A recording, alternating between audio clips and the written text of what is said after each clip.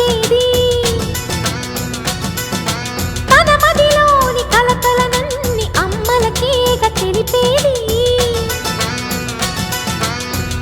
నెలతలే లేకుంటే దేవుడికి నెలవేది భక్తులే రాకుంటే గుడికి ఇక వెలుగేది దయతోటి కుంకుమ పూలు అక్షింతలు